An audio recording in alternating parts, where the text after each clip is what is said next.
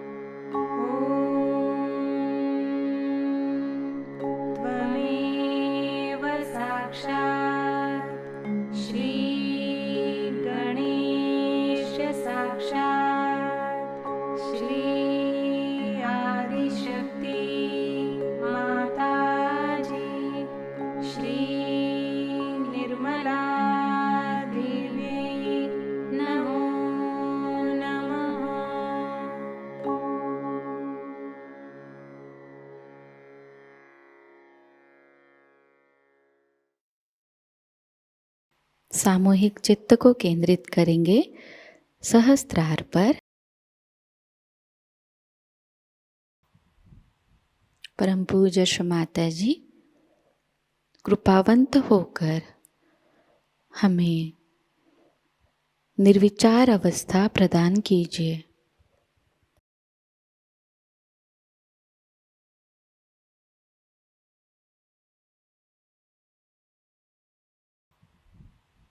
परम पूज्य श्री माता जी कृपावंत होकर हमें निर्विचार अवस्था प्रदान कीजिए।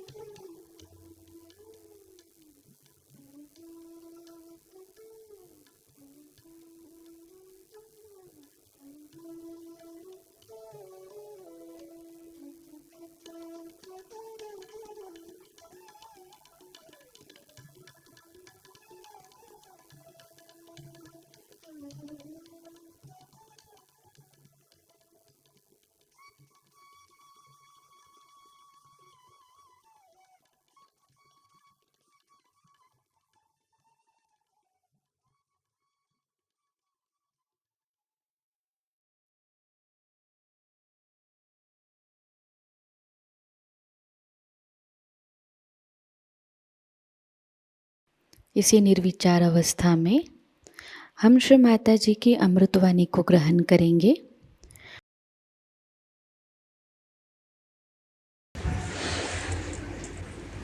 I'm very happy that so many people have been able to come down.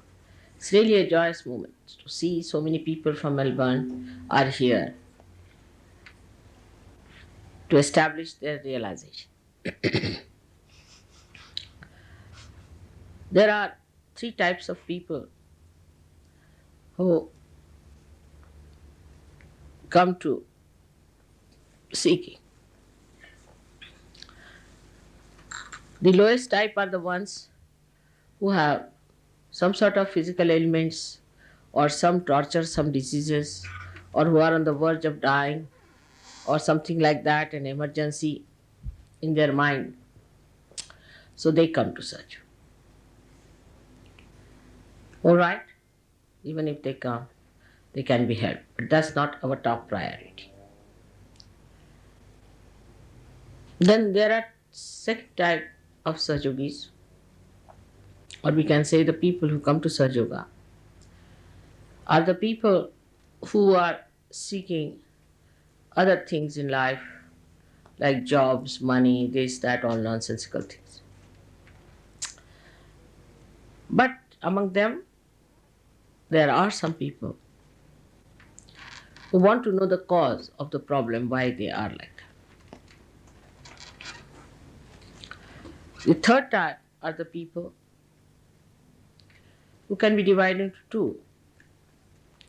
One, the type that seeks balance, dharma, righteousness. Because they find in the world people are so horrible, so mischievous, so dangerous, so restless. They get worried about all the worldly turmoils that are on. They get shocked.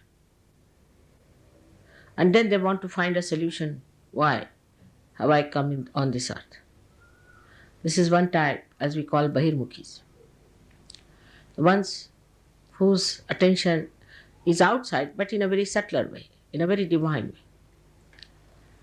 The second ones in the same category are the ones who are seekers, who have been seeking in ages. They have been seeking in many lives. They have been seekers of truth. They have been on hills and dales, Himalayas, everywhere, have done everything else, and now born again here to be able to find out the truth. These are called as antarmukhis. These are the people who are inward. So the first priority we have to have of the third category, both the types are equally important. But after becoming realized, when you get your realization, then you achieve both the qualities simultaneously. You become a yogi inside and connected with the whole world. Your attention starts going outward. Because first the light is to be enlightened, and when light is enlightened, it gives the light. Now this Kundalini, the force within you, as is said, is pure desire. It's not only pure desire, but it is a purification desire. It has a power to purify. This tremendous power it is. And this Kundalini thinks, organizes, knows, coordinates, blesses, and ultimately guides.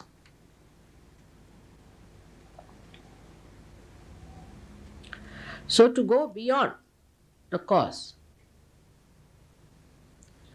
we must understand that this Kundalini is the pure form. That means it is detached. Anything that gets attached is not pure. Anything that gets spoilt is not pure. What we say gold is pure because it is untarnishable. Untarnishable. That's the quality of gold. So it is immaculate. It cannot be ruined, spoiled by anything except that there could be khanda, as they call it, could be broken in between and thus weak. So now something that has a purifying quality, like a purifying agent, say take a simple thing like soap. So the soap, wherever you apply, will clean. Kundalini, wherever it will go, it will clean, it will nourish. This is one quality that we must understand, that it is not tarnishable, it cannot be spoiled, it cannot be ruined. Moreover, it cleanses, it nourishes. But because it thinks, it knows how to nourish you, up to what point, how to go, how far to go, or it stops. But thinking is not vocal, it doesn't say anything. But when it goes around these chakras, it makes a sound. And these sounds are made because the movement of Kundalini through these chakras creates a non-percussion sound pass through these, creating sounds, and these sounds are then jotted down or heard by great saints and used in the phonetic language of Sanskrit. That's why Sanskrit is supposed to be the purest language. But you need not know Sanskrit now. There's no need. Because the deities know that you don't know the Sanskrit language. Now, this purifying fire within you, or the purifying force within you, or the power within you, goes and first of all enlightens our attention, which is in this part. As you see the green part, this is the attention. But the movement of attention then starts moving in all directions. Now when your attention is enlightened, what we call, you become collectively conscious. But still, how do you go beyond cause and effect is the point. Now this Kundalini being pure, no cause can be attached to it. No cause whatsoever. So if you can enter into the Kundalini on the principle of it, no cause can get attached to it. That's how you go beyond cause and effect. But how do you enter into the Kundalini? That's the main point. Main problem is, how do we enter into the Kundalini? Supposing you are paying attention to me and I say pay attention to yourself, you cannot. Even if Kundalini rises, your attention is attracted inside, still you cannot pay attention inside. So how do you pay attention inside? Is through this enlightened attention. This attention, which is enlightened, has a power to take your attention inside to the Kundalini. And that's how you enter into the realm which is detached. That's like fortress. Nobody can enter in there. So when you are in thoughtless awareness, when you are not thinking, you are in your fortress, nobody can jump at you, nobody can trouble you, all the causes drop out. That is why it is necessary first to practice, to be in that thoughtless awareness through the practice of Sahajayoga to begin with. So that you learn how to enter into that state, how to enter into that state. But first and foremost thing is that your Kundalini must be awakened, then it must be allowed to move properly. You must cooperate, you must know how to do it and raise it so that you keep it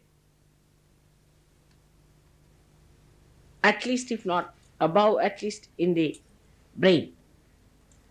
But best thing is, if it comes out, then you have no tensions, no worries, because everything that you have passes into your attention. Attention touches the Kundalini because you are a realized soul. and leaves it in the force of the Kundalini, in the current of Kundalini, and this current takes away everything that is out. And that's how you are cleared. This is a very, very simple way of explaining how you go beyond cause and effect. And this is what happens. But for that, it is necessary that you must learn how to enter into your Kundalini, how to keep your attention enlightened. Now it's very easy. Your attention gets involved into anything through your thoughts. Because when your consciousness entered into you, being the prismatic brain, like a prism, your attention has gone out. Now to keep this attention detached, you have to make it a pure attention. To begin with, you must try to put attention inside, to be a witness. Try to be a witness. But how? How will you know that you are a witness? You have to be in thoughtless awareness. When you are in thoughtless awareness, then what happens? That you are detached. You are seeing everything. There are many people who talk about thoughtless awareness. You'll be surprised. I have heard some gurus, they might have, I don't know, because I went to America a long time back, and they must have recorded it or whatever it is. They talk of it. But there isn't anything way of doing it. Kundalini is the only way you can go into thoughtless awareness. Your attention can go. So, these people are also using words of Sahajayoga. I have seen that.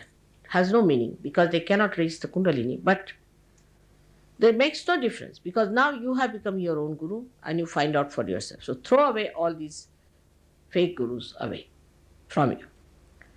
The problems, the barriers, the worst of all in Sahajayoga comes from people who have been to other gurus. It's a headache, I tell you, for you and for us.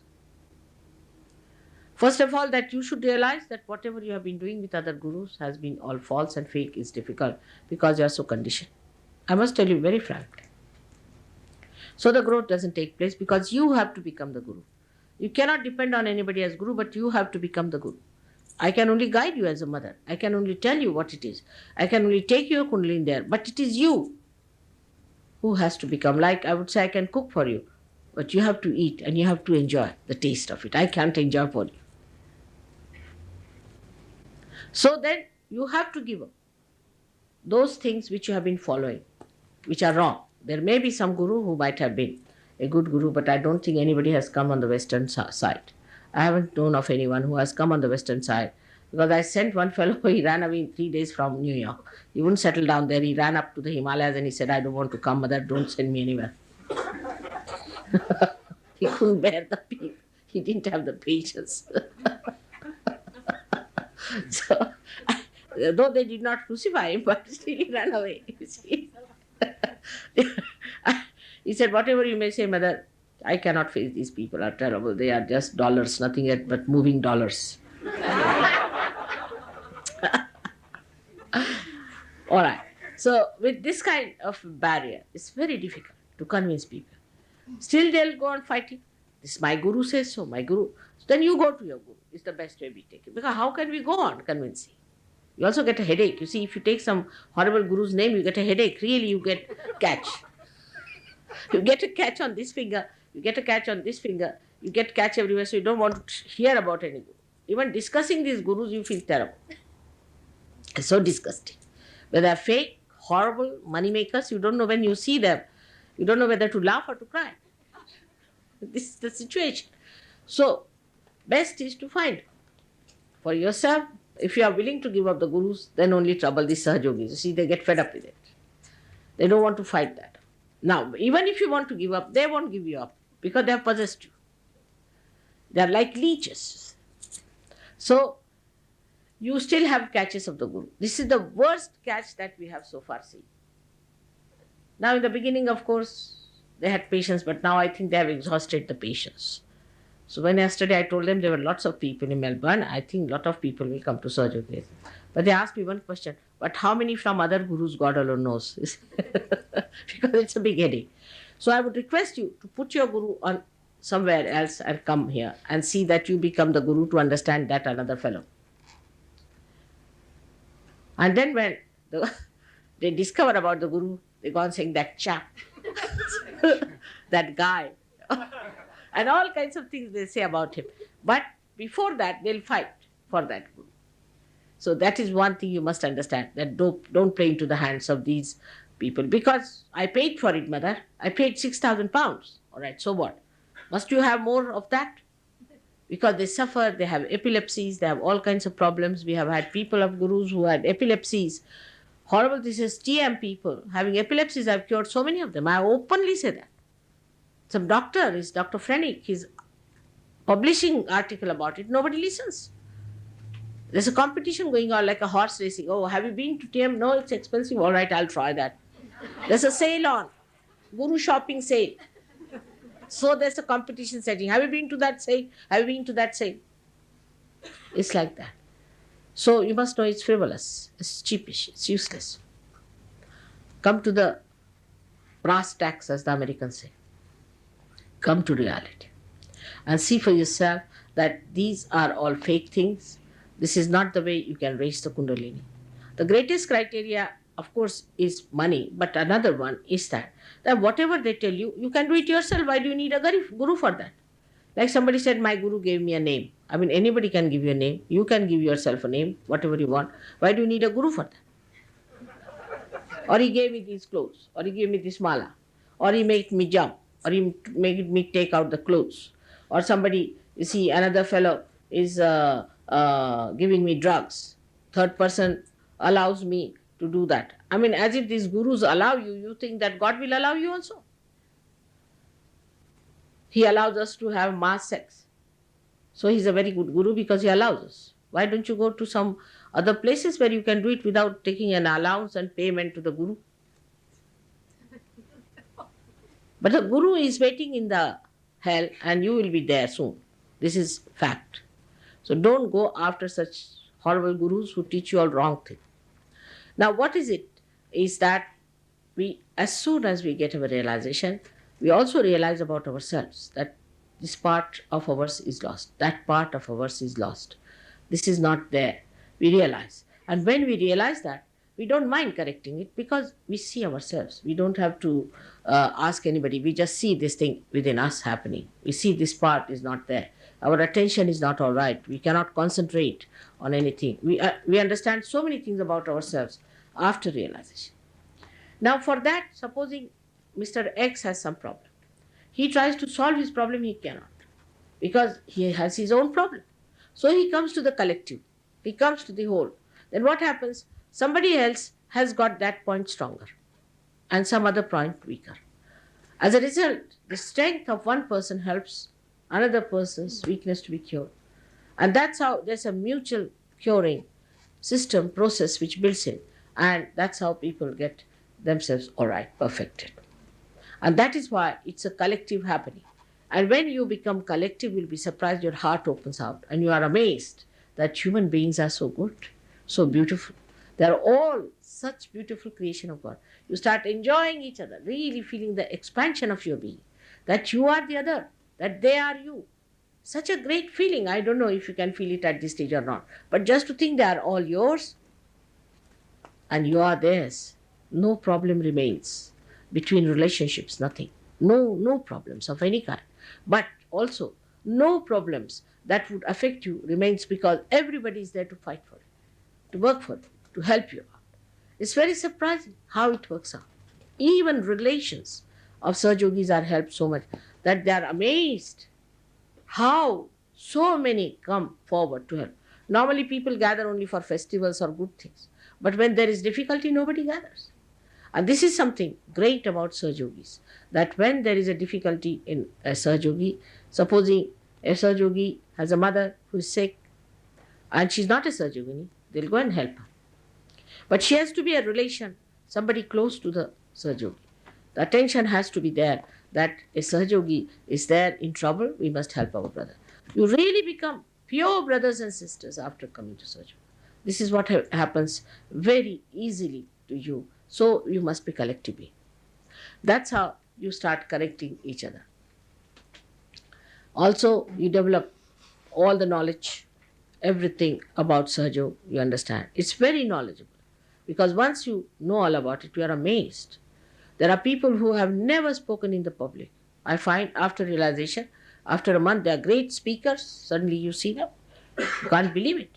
The other day, I was in a village traveling by a bullock cart.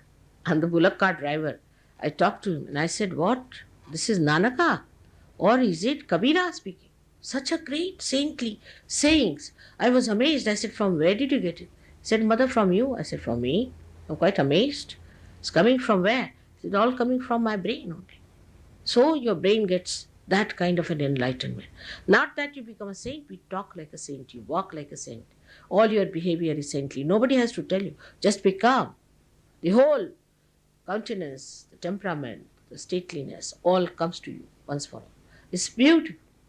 Sacrifice doesn't become a sacrifice anymore. It's joy. Sacrifice means a joyous thing. That you should be able to sacrifice. But that doesn't mean that you give all your money to your guru or something like that. Never. Sacrifice doesn't mean that nonsense. So you don't give. What you give is the sacrifice of time. You have to sacrifice so-called time that is so important to you. Like these days people have watches. In modern times people have watches. They must see watch. They must know about time. Saving time, saving time, saving time for what? For spending in your meditation. Spending in doing God's work. It is for that. People are unemployed for doing God's work.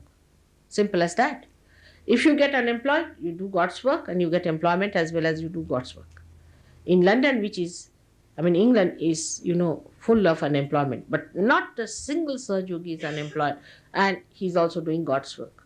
And God's work is nothing to be done much, but to be one with God is the point. If you are one with God, well, then the work is done by God. Now what is it doing? This is doing nothing. It's just in between, but it is doing a work. If it is not there, you may not hear me. So in a way it is doing the work, but it is not doing, it is a hollow thing.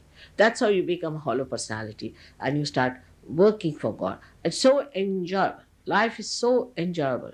Life is for you, for enjoyment and not for becoming miserable or unhappy. But you become, first of all, you have to become that. Unless and until you become that, all my promises are false.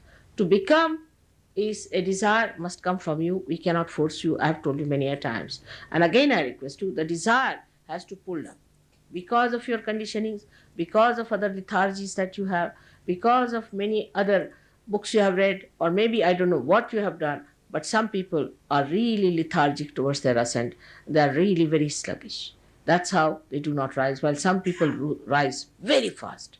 And they come up very fast and they do very well. So one has to take advantage of the time so that you are useful to the rest of the world and that you are helpful to everyone. Sahaja Yoga is not for one person. It is for the whole society, for the whole world, and for the emancipation of humanity. This is what is already described in so many books, in scriptures.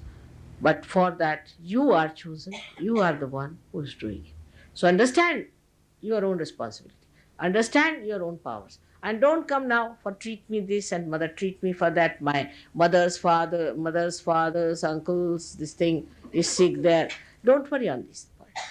First you get all right. Get all right means you meditate. Now those who are sick here need not come out with their sickness at all. They will be told how to get their sickness all right. They themselves can treat it. I don't have to treat you. But once you are treated, keep to certain limits. If you go beyond limits, then you are caught up. Say you are in the limit of this hall, you are sitting here, and there are all negativities all around. All right? Now, if you leave this, you catch it. So keep your limits. Not that you become a sort of a rabid Sahaja Yogi, not. Doesn't mean that. But keep your limits, but don't do wrong things. As I told you, there was a fellow who was suffering from AIDS, was cured by Sahaja Yoga. Actually, I never touched him. But he did come to see me, that's all. He was sitting with a hand towards me, my photograph and all that. He was completely cured. But again, he did the same thing. He didn't do any work for Sahaja Yoga, in the sense he never came to see people, nothing of the kind. Again, he got it. There are many people who got realization and then they get cancer. So they said, Mother, how did we get cancer? Because you never tried to look after yourself.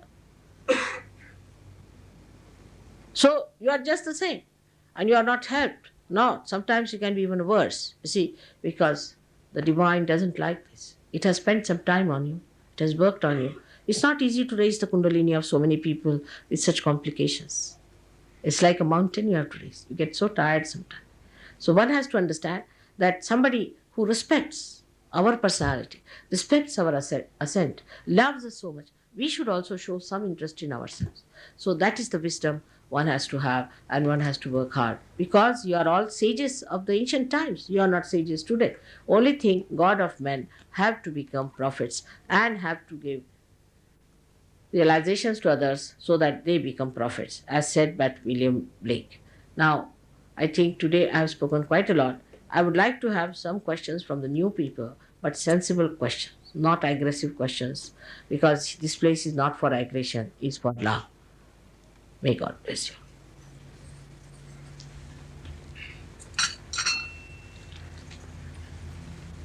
Any questions?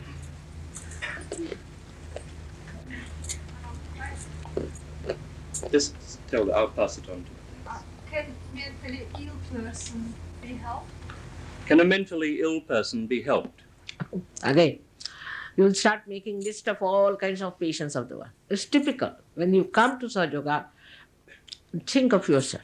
Do you think, are you all right? You are not. You see, we are not to open a hospital. That's one thing. Of course, mentally can be retarded. But first you be all right. First you pay attention to yourself. That's the point I'm trying to say. Do you see? Don't miss the point. First you get well yourself. You become equipped. Then you can cure a mentally equipped person, a mentally retarded person. Now how? Our attitude is like this, you see. That we have somebody in mind.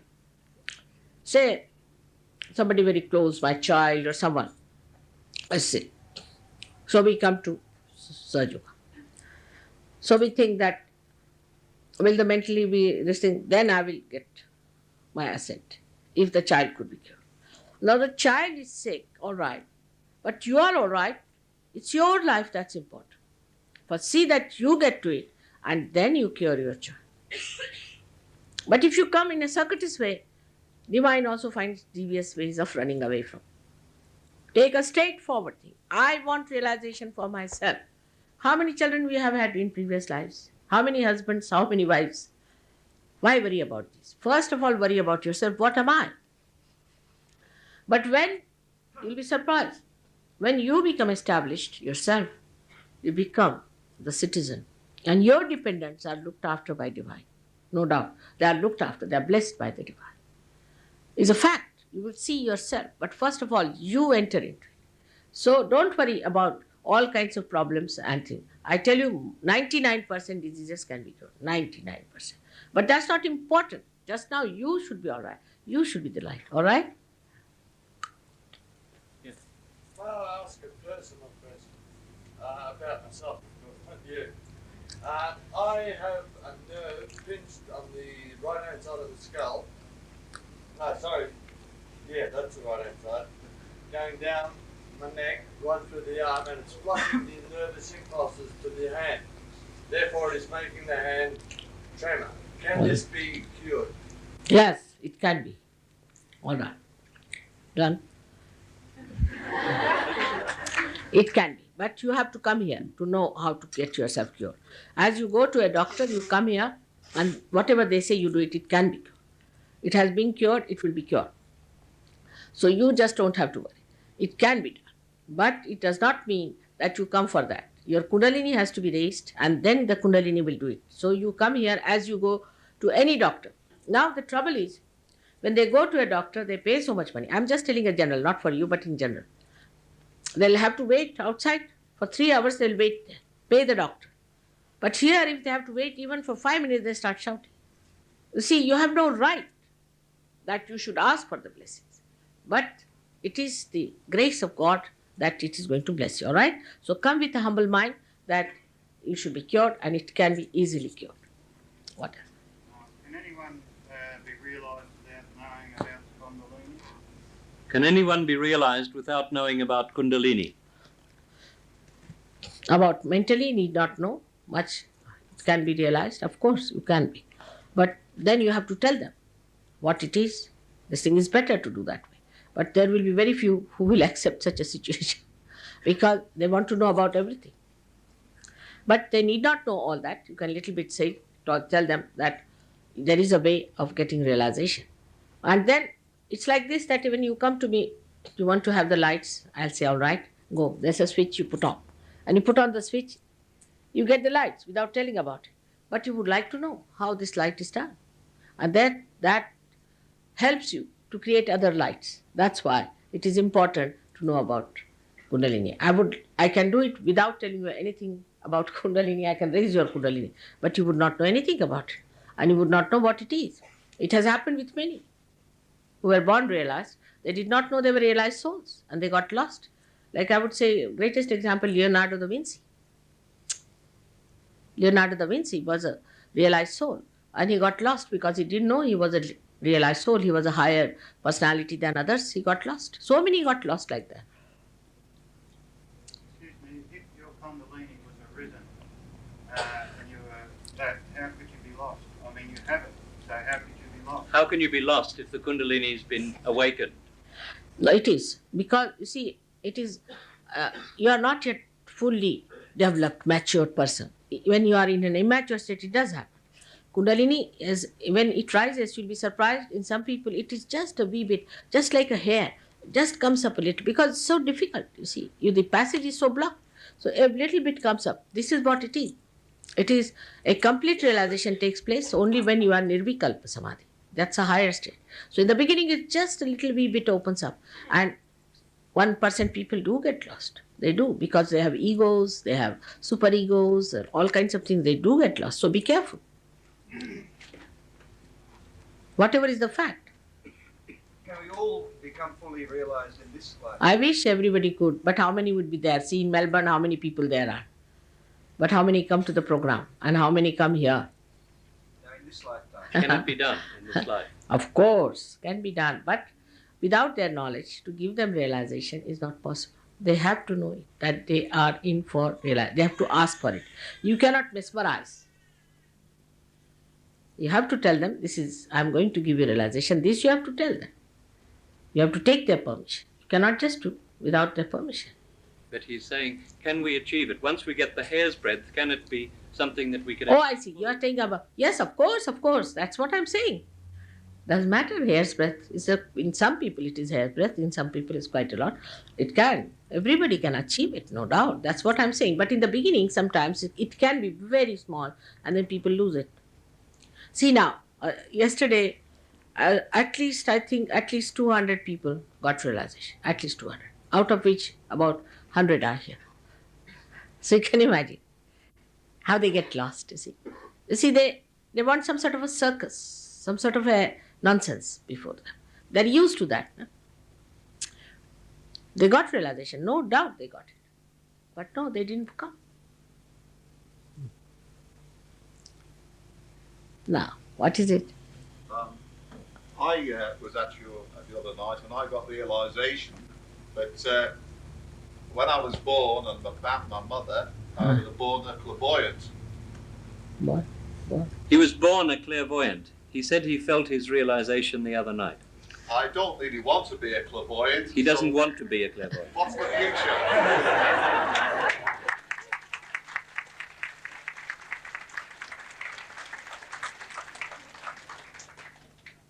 You see, clairvoyant is also two types of things. You see, there's one who could be a realized soul, born realized soul. He's not clairvoyant, but such a person can heal. Such a person knows more than others know, can be more creative, maybe more successful. So many things are there with a person who is a born realized, as I told you. Many were like that. But, or could be the other way, that those who are born and trying to be something artificially, then these spirits come in and they make them clairvoyant. So forget it, whatever has happened. There's no need to have any clairvoyance anymore. You become the owner of that power, which you know how to maneuver, what it is, how it comes, how it works, everything. So you become a knowledgeable person, an expert. Actually, I was the same. I had the same ability. As soon as Mother worked on this chakra, I lost that thing. It happened within days, if not That's a hours. very... Oh, it's true. If a person gets a realization, does it affect his karma and reincarnation? Oh. Now, when the Kundalini rises above the Agya Chakra, as I told you, it sucks your ego and superego. So by these, it sucks in your karmas. It sucks in your kusamskaras. It sucks in your so-called sins. So there is no one. See, for an animal, there is nothing like karma. Say, a lion has to eat a cow. It eats. It has to eat. It doesn't feel it has committed some sin. Have you seen any dog feeling that he's committed some sins? Or sulking? Maybe a dog, because he lives with human beings, so might.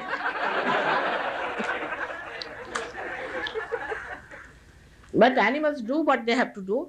They don't carry on with it. They don't commit any sins, nothing. The idea of sin has come to us. It's because of our ignorance. And because people have said that if you do like this, then you are crossing your limits. You are going to adharma. That's why this idea has come to us. But that's what Kundalini is. When she touches this chakra of Mahavishnu, she sucks it. All that is there, that's the beauty of Kundalini. And you are no more with your ego or superego. So how can you be any more sinful, or the karmas are finished? On the contrary, if you try to cleanse your karmas, you say, I've done bad karma, so I should do this and do that, you build up your ego. Because ego is there. Whatever you do in the name of God or in the name of anything, what you do is to just pamper your ego. Even if you are not aware of it, it is there. Those people who do missionary work, you must go and see them how they live. They are extremely hot-tempered ladies, hot-tempered men. I know of somebody who has got a peace prize, but if you see the person in heat, terrible heat, all the wrinkles you can count one by one on the face. Because you think, you see, you are conscious that this is done by me.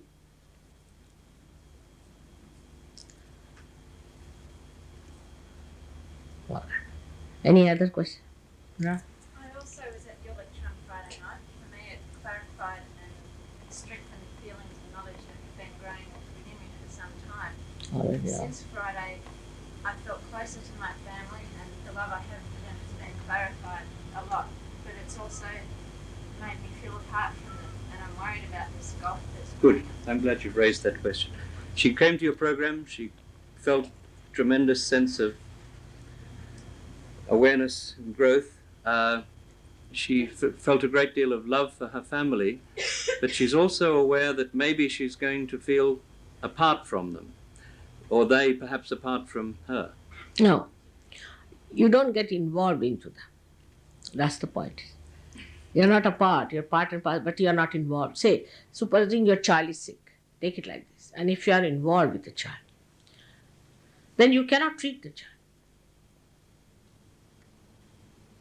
You get so upset, you see. If you have to go to the hospital that side, you'll take your car the other side. Because you are so upset. But when you are detached, you see the whole thing very well. And you enjoy their love much more, because you are in a position to see that love. Otherwise you don't see love. When you are involved, you don't see anything. Maybe we feel as though we may drift away from it. No, not at all. Not at all. Not at all. On the contrary, so many families have come down. So many. You see, we had some people in England, they were mostly hippies and had left their parents, this, that. They all went back to their parents. They brought their parents to Sahajayoga also. Yes? It's not like that. But you do not take unnecessary burdens. Now supposing somebody's father is a drunkard. We had one hippie who got all right, and then he became very good. Now he's doing very well in life. He's a very good fellow. So he went home, and his father used to drink. And he was worried this fellow is going to die about alcoholism. So he didn't know what to do. So he told him, don't drink. Better take to Sahajayoga. If your Kundalini is raised, you will not drink. But I like it, he said. All right. So next he went. He broke all his glasses and bottles. So when he came home, he got very angry. He just kept quiet. Just laughed. He said, "You go and get some bottle from outside." Then he was already so drunk he couldn't go out anywhere. See. And gradually he found that there's a kind of a protest from the family. They don't like it, the way he's drinking. He gave up. And he himself is a Sahajayogi today. So you correct them. When we are involved, we don't even want to correct because we are frightened we lose our children, lose our love and all that. This is no love. Love must prune a person. Love must correct a person. But in a way, that is not so aggressive, in a simple way. And the fellow is saved. He would have been dead with alcoholism. He was about to die. So the real love comes is not indulgences, by seeing the person as he is. Then you enjoy all the beauties, little things that are done, how it's bubbling with joy and happiness. You see the other person better. But if you are involved, then you can be also selfish. It could be some sort of possessiveness. Can be anything. But if you are not, you see yourself and you see that. The love is much more. There should be some distance for the love to work out, isn't it? If you are involved, they are doomed and you are doomed, sort of a position is there. So it's very good that has happened to you.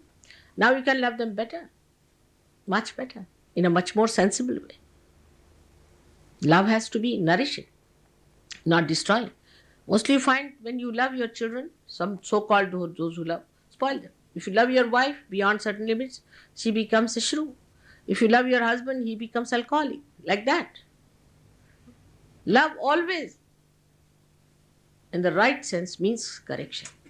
But if not, some people say, all right, my husband likes this, doesn't matter. Even in England, some women say, all right, if he wants to have a keep, let him have. I love him. Can you imagine? Because I love him, let him do what he likes. Losing all your self-respect, everything in the name of love is nonsense.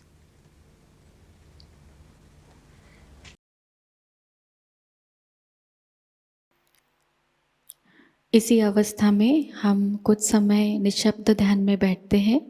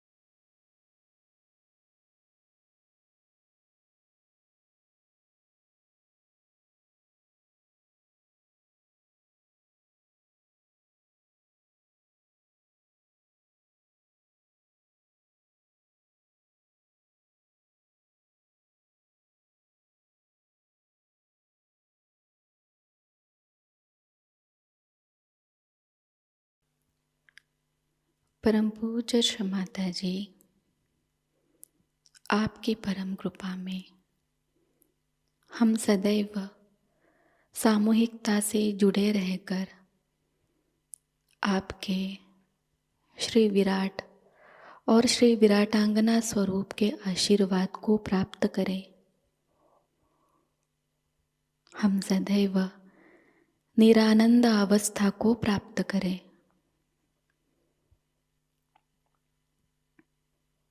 Shri माताजी, आपकी परम कृपा में अपने प्रकाशित ज्ञान से अनन्य भक्ति में उतरकर हम सहजयोग का प्रत्येक कार्य करें और उस कार्य को करते समय हम अकर्म अवस्था को प्राप्त करें। श्री माताजी, आपकी परम कृपा में हम सब प्रकाश बनकर इस विश्व का आध्यात्मिक उत्थान के मार्ग में मार्गदर्शन करें। कृपावंत होकर हम सबको कुशल संभाषण, दैवी कूटनीति, प्रभावी व्यक्तिमत्व और विवेक प्रदान कीजिए।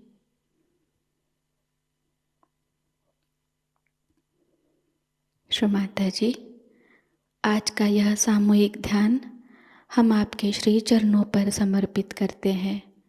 कृपावंत होकर हम सबको और इस विश्व को आशीर्वादित कीजिए। परम पूज्य श्री माताजी को प्रणाम करेंगे और सामूहिकता में कुंडलिनी चढ़ाकर बंधन लेंगे।